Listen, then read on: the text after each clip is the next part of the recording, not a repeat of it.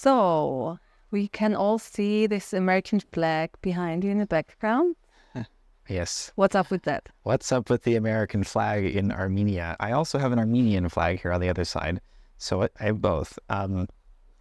It's a bit ironic because, for most of the time I was traveling around the world, I preferred to think of myself as a global citizen, a nationless man, right? Not an American visiting another country, but just a man experiencing the earth and its people.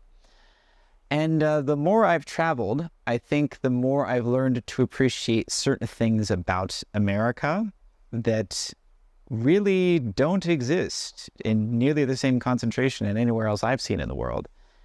And when I say that, I don't at all mean the U.S. government, its political situation, American corporations, or any other way that you might interpret what I mean when I say America, or even what the American flag might represent. What I'm talking about is the ideological cause of America more than anything else.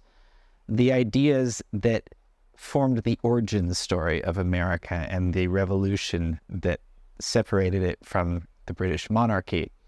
Because as far as I'm aware, America was the first time in history that people founded a nation on the principle of individual sovereignty. Not just that we need a new ruler, we need a new king, we need new laws that are fair to people, but rather we need a way of life that respects the individual as being master of their own life.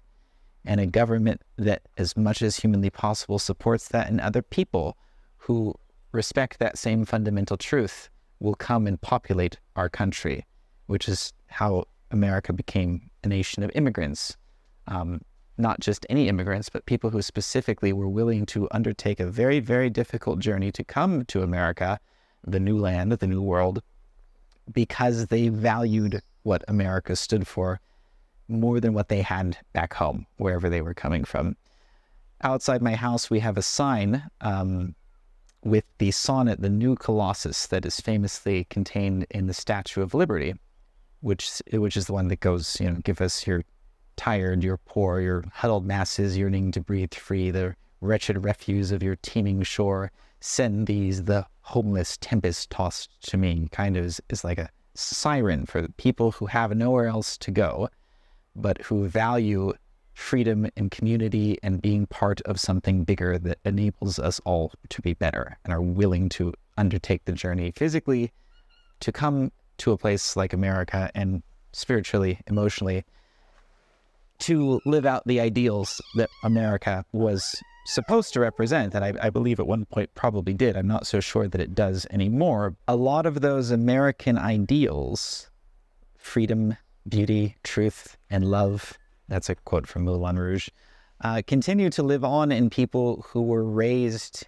in American culture. I spent the first 18 years of my life in California, San Diego, and you see so much of the world that suffers because they have not learned how to embody these kinds of concepts in an absolute and objective way. I'm not saying every country should be like America, but I'm saying countries that have never learned the value of individual freedom and respect for the individual, and entrepreneurship as a way of seeing the world, and really just living in the most empowered way currently possible. I guess that's how I would put it. That's what America means to me, the American idea, the dream of America, more so than the place and its politics and, all the modern garbage that America has come to represent in so many ways.